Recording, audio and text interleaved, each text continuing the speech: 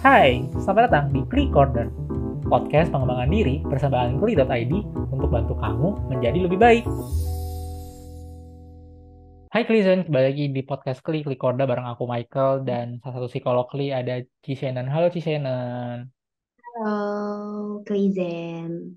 Nah, sekarang kita mau aku mau bacain cerita salah satu Klizen yang masuk, kemudian juga mungkin aku pengen Cici tanggepin ya, buat bantu dia gimana. Tuh. Nah, oke kita langsung aja. Nah, aku anak perempuan pertama dengan 4 orang adik, sekarang berusia 21 tahun. Aku merupakan fresh graduate dan sekarang bekerja sebagai freelance dan guru private. Sebenarnya bingung mau mulai dari mana. Sejak kecil, aku sudah diajarkan untuk menabung dan karena hal itu, aku merasa menabung itu sangat berarti. Aku pasti bakal berusaha semaksimal mungkin agar tabunganku bertambah. Walaupun kadang aku merasa bersalah jika menghabiskan uang jajan untuk diriku sendiri, tapi aku senang ketika bisa mentraktir adik-adikku dengan uang jajan itu. Seiring berjalannya waktu, ketika aku masih SD yang saat itu belum bisa punya buku rekening, jadinya tabungan yang lumayan banyak untuk anak SD ini disimpan di akun bank ibuku. Tapi sayangnya ketika hendak membeli sesuatu dan meminta uang yang dititipkan pernah keluar kata-kata jangan perhitungan. Jadi selama ini untuk membeli keperluanmu itu tidak perlu, tidak pakai uang. Semenjak itu, aku berusaha untuk menyimpan sendiri uangku. Dan jika sudah lumayan, aku meminta untuk membeli emas dengan tabungan itu karena tidak mau uang itu masuk ke rekening orang tuaku. Hingga di SMA, aku sudah bisa membuat buku rekening atas namaku sendiri, jadilah aku menyimpan di buku rekeningku sendiri. Ada sebuah kebanggaan di saat aku merasa bisa menabung hingga bisa jutaan di usia yang masih muda ini. Tapi ternyata kebahagiaan ini bertolak belakang dengan kenyataan yang ada. Ketika kelas 3 SMA hendak les bimbel untuk masuk PTN, aku izin ke orang tua. Tapi katanya mereka tidak punya uang. Kalau mau les, bayar uang lesnya bagi dua. Jadilah uang tabungan itu terpakai setengah untuk bayar uang les. Aku masih menerima. Toh ini untuk keperluan diriku sendiri. Ketika aku masuk kuliah, kiriman dari orang tuaku tidaklah banyak karena mereka tahu aku dapat beasiswa. Di tahun kedua aku kuliah, kedua orang tuaku bilang agar kiriman untukku dikurangi setengah karena adikku mau les bimbel. Rasanya mau marah karena adikku les dengan uang orang tuaku, sementara aku uang lesnya harus dibagi dua. Tapi di saat itu aku mencoba menerima karena aku berpikir sebagai anak pertama harus bisa mendahulukan keperluan adik-adikku karena aku harus membantu mereka juga. Ketika adikku masuk kuliah, kiriman untukku sudah semakin berkurang dan tabunganku juga sudah menipis. Aku mencoba mencari pekerjaan sembari menyusun skripsiku karena sudah tidak ada lagi tual perkuliahan. Ketika orang tuaku tahu aku mendapatkan pekerjaan sebagai guru private saat itu, tepat ketika aku berusia 20 tahun, aku tidak mendapat kiriman lagi dari orang tuaku. Rasanya seperti anak yang diasihkan sendiri. Padahal pada saat masa-masa menyusun skripsi, sangat banyak pengeluaran. Dan orang tuaku malah terkadang meminta bantuan dariku untuk memakai uangku. Kadang rasanya mau nangis di saat mereka tidak tahu betapa beratnya aku harus irit dan keras pada diriku sendiri untuk bisa bertahan di perantauan ini. Ketika melihat teman-teman yang dengan mudahnya minta uang pada orang tuanya, kadang ada rasa itu. Kadang berpikir apakah orang tuaku ini pernah berpikir bagaimana perasaanku yang harus kerja sampai malam untuk bisa bayar uang kos, biaya makan, dan keperluan lainnya di perantauan ini. Terkadang mereka dengan mudahnya menceritakan masalah mereka padaku tanpa tahu seberapa besar masalah yang kuhadapi di hidupku. Terkadang setiap malam rasanya ada banyak hal di pikiran dan tidak bisa berhenti. Kadang rasa sesak tanpa tahu alasan yang pasti dan bahkan pernah terpikir untuk mengakhiri hidup karena banyaknya tuntutan yang diterima dari orang di sekitar. Kadang untuk semangat kerja juga turun dan merasa perlu sehari untuk istirahat tanpa gangguan dari siapapun. Hingga saat ini ketika orang tua menelepon, rasanya panggilan ini ingin aku tolak karena takut hal yang akan disampaikan bakalan menambah beban pikiran. Sampai minggu lalu, aku bermimpi memarahi orang tuaku karena selalu merepotkan aku dengan masalah mereka yang sangat banyak. Untungnya itu hanya mimpi karena sampai saat ini aku selalu merasa bersalah jika tidak bisa memberikan apa yang orang tua harapkan. Kira-kira apa yang harus aku perbuat untuk memberikan diriku dan orang-orang di sekelilingku? Oke. Oke, agak Ini panjang tuh ceritanya. dan berat dan cukup berat sebenarnya ya, kayak sebelum menanggapi sebenarnya aku justru malah pengen mengapresiasi dulu, kayak apa yang dia hadapi, yang Klizen ini hadapi itu pasti nggak mudah, pasti berat banget tuh, apalagi udah merasakan situasi itu dari dia kecil gitu. Dan ya paham banget sih, maksudnya perasaan terbebannya, perasaan bersalahnya itu tuh pasti pasti kebawa-bawa banget sampai sekarang, dan itu pasti nggak nyaman banget. Nah, sebenarnya kalau apa yang harus dilakuin, mungkin yang pertama yang perlu untuk apa ya, coba untuk dilakukan adalah nggak perlu untuk merasa bersalah ketika saat ini belum bisa memberikan yang orang tua harapkan. Kayak eh, itu bukan kesalahan kamu, bukan kesalahan Klizen ini gitu. Ketika kamu sudah mencoba dari cerita ini tuh sebenarnya kelihatan banget kalau kamu udah mencoba sekeras mungkin untuk memenuhi kebutuhan orang tua kamu, apa yang orang tua kamu minta gitu, dan kebutuhan diri kamu sendiri. Itu tuh udah sangat keras gitu loh usahanya. Jadi nggak apa-apa, kayak itu yang justru harus diapresiasi instead of perasaan bersalahnya itu yang lebih banyak muncul gitu. Tapi ya paham, memang kadang maksudnya dengan situasi dengan budaya di Indonesia, dengan lingkungan, gimana tuntutan lingkungan, memang kadang kita tuh punya sebagai anak kayak punya apa ya, punya beban yang cukup besar untuk ya kita harus fulfill keinginan orang tua, kita harus memenuhi, ya harus sesuai dengan ekspektasinya gitu. Nah, tapi mungkin kadang di satu sisi dalam situasi ini kita tetap perlu nih untuk mementingkan kondisi saat ini gitu. Kondisi apa sih yang paling enggak bisa membantu kamu si Klizen ini untuk merasa lebih baik gitu. Nah, bisa coba yang tadi, kayak coba deh untuk lebih mengapresiasi bahwa hal yang selama ini dilakukan itu sudah sangat hebat loh gitu. Yang kamu lakukan untuk kayak misal kamu nabung untuk kamu ngeles, kamu menyisihkan uang kamu untuk kayak segala kebutuhan kamu, itu tuh udah untuk usia di saat itu tuh itu udah hebat banget gitu. Apalagi kan pasti ada tuh keinginan untuk kayak bergaul, untuk keinginan melakukan hal-hal yang menyenangkan dengan uang itu. Nah, sedangkan itu harus disisihkan dan untuk membayar biaya untuk pendidikan, kebutuhan pendidikan. Dan itu hebat banget sih. Maksudnya kayak pasti orang-orang juga merasa hal yang sama gitu, bahwa ya kamu tuh hebat gitu. Nah, yang kedua, hmm, sesekali kalau memang tidak dalam kapasitas untuk mendengarkan cerita orang tua, mendengarkan beban orang tua, nggak apa-apa loh untuk kasih batasan. Kayak kasih batasan aja untuk diri. Bahwa oke, sekarang memang lagi nggak ada kapasitasnya nih.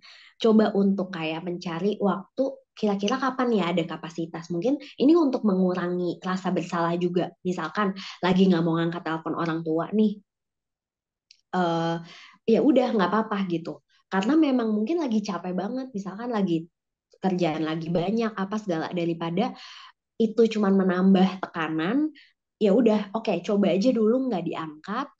Nah tapi coba cari waktu di mana kamu punya situasi yang kamu punya kondisi yang lebih siap untuk dengerin ceritanya, jadi untuk meminimalisir si perasaan bersalahnya juga gitu.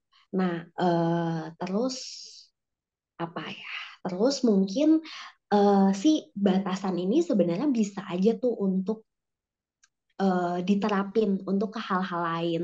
Kayak misalkan orang tua minta apa, eh, tapi mungkin kamu masih belum mampu nih gitu. Kamu coba sampaikan, kamu coba untuk sampaikan, coba untuk lebih tegas bahwa ya kamu mampunya segini gitu. Jadi kayak eh, di apa ya, di kayak kasih Iya, iya, batasan batasan. gitu, bahwa kayak kasih batasan, kayak gue bisanya segini nih, kayak gue udah nggak bisa lebih lagi, karena kan bagaimanapun ya eh, kayak misalnya gini deh, kita kayak di pesawatnya ini nih turbulence, mau kecelakaan nih pesawatnya, yang kita tolong kan diri kita sendiri, mau kita punya anak, mau kita punya orang tua, ya diri sendiri dulu tuh yang tolong kan, si oksigen itu kan Nah, harus dikasih baru kita bisa nolong orang lain. Nah, ini berlaku juga hal yang sama kayak iya, utamain kebutuhan diri sendiri dulu gitu. Utamain kebutuhan diri, utamain kondisi psikologis diri dulu, baru ketika udah sedikit lebih siap, baru coba untuk dengerin keluhan orang tua. Coba untuk memenuhi sedikit apa yang mungkin kamu mampunya tuh kayak gimana, di kamu coba lakuin gitu. Jadi coba untuk kasih boundaries itu sih gitu, dan um, meyakinkan diri bahwa kamu udah ngelakuin yang terbaik. Kamu udah ngelakuin usaha yang sangat besar untuk membuat orang tua kamu um, bangga, untuk memenuhi ekspektasi orang tua kamu gitu. Itu hal yang kamu udah lakuin secara yang paling baik yang kamu bisa gitu. Walaupun mungkin memang secara literal tidak sesuai dengan ekspektasi orang tua kamu, tapi dari dirinya juga perlu untuk lebih yakin lagi bahwa ini udah, ya gue cuma bisanya segini, ini udah yang terbaik yang gue bisa lakukan gitu. Dan sekarang yang coba untuk oke, ya fokus juga sama diri sendiri gitu sih. Dan dengan beban kayak gini, kalau misalkan kamu berniat untuk apa kayak coba deh untuk konseling atau untuk cerita sama teman-teman, berbagi maksudnya dengan beban sebegitu besarnya itu kan gak mudah ya untuk menjalani hidup sehari-hari. Coba untuk cerita ke teman, untuk kayak banyak spend waktu sama orang-orang yang lebih menghargai diri kamu, yang bisa membuat kamu lebih tenang, nyaman, merasa aman, kayak gitu sih. Dan mungkin ya kalau misalkan emang benar-benar merasa perlu, boleh banget untuk kayak konseling gitu. Itu juga akan terbantu sih sebenarnya, hopefully. oke, oke, oke.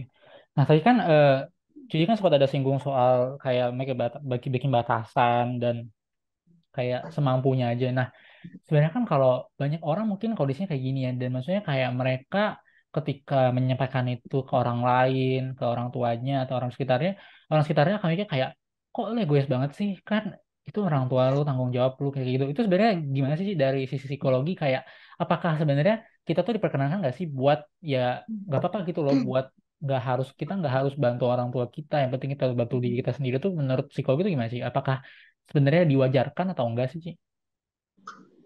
Hmm.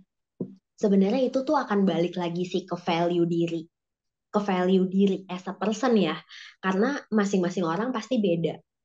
Gimana kayak kita tuh sepatuh apa sama orang tua, seberbakti apa sama orang tua, setiap orang tuh pasti berbeda. Tapi ketika kamu membantu orang tua, ketika kamu berbakti sama orang tua, tapi itu udah merugikan kamu, itu kan nggak sehat. Maksudnya nggak sehat, secara psikologis nggak sehat, secara nilai pun nggak sehat. Itu kayak membantu orang tapi nggak tulus gitu. Karena kan ketika kita ngebantu orang tapi terbeban, kita mau bantu orang tua kita mau berbakti sama orang tua kita tapi kita terbeban, kan jadinya udah bukan berbakti lagi sebenarnya gitu. Kayak jadinya ya mungkin ketika orang tua kamu tahu bahwa kamu nggak happy juga ngelakuin itu, ya mungkin dia juga akan jadi ngerasa bersalah gitu. That's why sebenarnya mencoba untuk mengomunikasikan bahwa kita nggak mampu, kita nggak bisa, kita masih belum bisa, maaf ya gitu. Itu tuh ya mungkin akan membantu mereka jadi paham juga mungkin. Tapi kan mungkin ada juga orang tua yang nggak paham gitu. Cuman ketika ada orang tua yang nggak paham, em, bisa bisa juga untuk kayak ya udah, tetap tetap batasan itu tetap ada. Maksudnya kita udah mencoba menyampaikan kebutuhan kita udah coba untuk sampaikan eh, kendala kita, dan kita coba untuk lakuin yang terbaik dengan kendala yang kita punya. Oke, itu udah cukup gitu. Gitu sih. Walaupun Hmm. memang ya pada prakteknya akan susah ya, apalagi kita punya tekanan yang mungkin misalkan dari segi adik, dari segi saudara-saudara sekitar pada bilang, ih kok itu nggak berbakti banget sih jadi anak, gimana sih maksudnya kayak masa sama orang tua kayak gitu. Tapi bagaimanapun em, tetap sih kayak perlu juga untuk kayak iya yakin bahwa kita udah ngelakuin yang terbaik nih gitu. Jadi ya omongan orang itu kan mereka nggak tahu ya apa yang kita rasain, apa yang kita jalanin, apa kayak kendala apa sih, beban apa sih yang kita bawa sampai kita cuman bisa mungkin sampai sini doang ngasihnya gitu. Kita cuman bisa ngasih apa berbaktinya cuman segini doang gitu kan mereka nggak tahu sebenarnya mereka nggak paham kayak gitu. Oke, oke, oke. Berarti eh, mungkin kayak kalau misalnya emang sudah yakin dan memang sudah tidak bisa membantu orang lain dan maksudnya kayak value dirinya kayak oh ya udah nggak apa diri aku sendiri dulu itu berarti kayak kita harus lebih kayak ketutup kuping ya sih maksudnya kayak ya udah nggak usah dengerin orang di sekitar itu ya. Kayak dan mungkin eh iya kayak ya udah kan kita tetap apa ya kita kan punya perlu untuk kayak oke kalau misalkan di bagian orang-orang pada mikir kayak gitu kita cari deh teman-teman yang bisa ngasih support juga membantu kita untuk lebih yakin karena kan ketika kita lagi sedang dalam situasi yang tidak aman kan omongan-omongan itu kayak tidak aman ya ya kita melipir aja ke tempat yang aman yang lebih aman untuk kita ya benar-benar share apa yang kita rasakan, kita sampaikan dan kita jadi dapat bantuan. Paling enggak mungkin mereka iya pasti kan teman-teman kita juga nggak akan bisa bantu ya. Teman atau saudara terdekat kita mungkin nggak akan bisa bantu kita secara materi atau apapun untuk mengatasi masalah itu. Tapi paling enggak secara eh, emosional mereka akan bantu kayak paling enggak ada lah perasaan amannya gitu ketika berada di tengah-tengah mereka gitu sih. Oke Ci, oke. Thank you ya Ci jawabannya. Semoga jawaban dari Ci tadi bisa membantu Kliza yang kirimin ceritanya ke kita. Nah, thank you Ci buat jawabannya. Nah, buat Kliza yang mungkin relate sama episode ini, boleh langsung share juga ke teman-temannya, share ke Instagram biar yang lain juga bisa dengerin juga. Terus jangan lupa juga follow kita di Instagram @kli.id. Dan buat Klizen yang misalnya kayak aku pengen dong cerita aku masuk dan dibahas sama Kli, itu bisa langsung klik aja link di bio-nya Kli itu bagian bawah paling bawah ada judulnya cerita cerita ke Clio. Nah itu kalian bisa submit ceritanya di situ. Oke, thank you Ci atas jawabannya. Sekali lagi semoga jawaban tadi kita bisa membantu buat Klizen yang submit ceritanya ya. Amin. Oke, thank you Ci. See you di another Iya, episode. thank you Dadah. juga. Dadah.